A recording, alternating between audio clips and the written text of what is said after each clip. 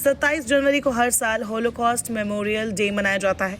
इस दिन उन लाखों यहूदियों को याद किया जाता है जो तानाशाह हिटलर की सनक के शिकार हो गए थे। पोलैंड की अकेले ऑशविट्ज जेल में ही 11 लाख से ज्यादा यहूदियों को मौत के घाट उतार दिया गया था।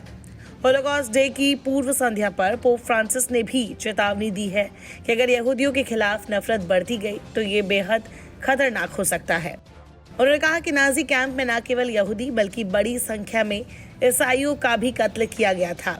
ऑशविट्ज जेल से अंत में 7,000 कैदियों को मुक्त करवाया गया था। तब से इस दिन को होलोकॉस्ट डे के रूप में मनाया जाने लगा है। अडोल्फ हिटलर 1933 में जर्मनी की सत्ता पर काबिज हुआ था। इसके बाद उसकी यहूदियों के खिलाफ नफरत सामने आने लगी। बताया जाता है कि 1941 से 1945 के बीच यूरोप में करीब 60 लाख यहूदी मारे गए। नाजियों के हमले से पहले हंगरी में करीब 9 लाख यहूदी रहते थे। हिटलर को सनकी तानाशाह माना जाता है। उसका मानना था कि वो खुद आर्य था और शुद्ध जर्मन नस्ल के लोग ही आर्यन थे। उसका कहना था कि यहूदी नस्ली शुद्धता को कमजोर करते हैं और वो शुद्ध इंसानी नस्ल के है ही नहीं। उसने दिखाया कि यहूदी दुनिया की सत्ता और राजनीति पर कंट्रोल कर सकते हैं। इसके बाद उसने एंटी सेमिटिज्म की विचारधारा के बलबूते अपना राजनीतिक एजेंडा चलाया।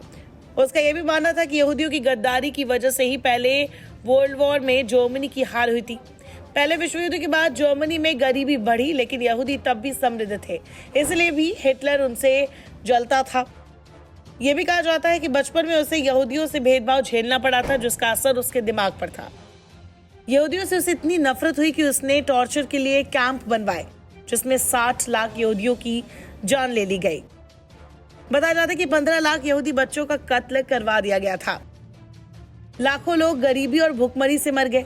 यहूदियों से भीषण नफरत के चलते हिटलर ने दूसरे वर्ल्ड वॉर के दौरान पोलैंड पर कब्जे के बाद ऑशविट्ज में कंस्ट्रक्शन कैंप शुरू कराए।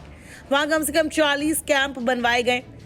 तब उसके निशाने पर यूरोपीय देशों के यहूदी थे। इन कैंप्स में उसने यहूदियों को जड़ से मिटाने के लिए अपना फाइनल सॉल्यूशन बनाया।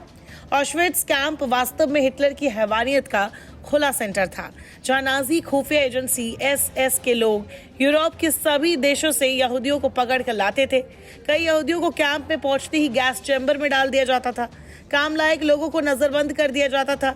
इन यहूदियों की हर पहचान मिटाकर हाथ पर एक नंबर लिख दिया जाता था और उसी से उनकी पहचान होती थी। ये नंबर मिलने के बाद कोई यहूदी अपना नाम नहीं ले सकता था।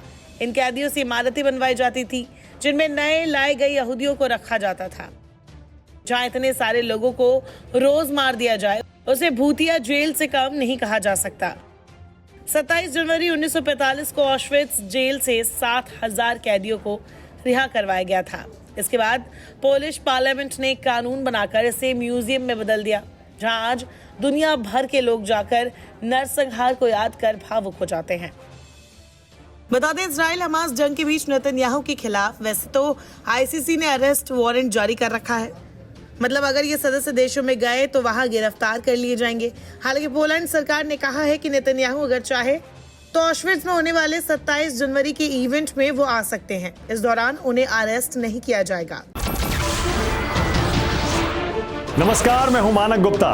अगर आपको हमारा ये वीडियो पसंद आया हो तो इसे लाइक और शेयर जरूर करें और हाँ, हमें सब्सक्राइब और फॉलो करना ना भूलें ताकि आप देश और दुनिया की कोई खबर मिस ना करें।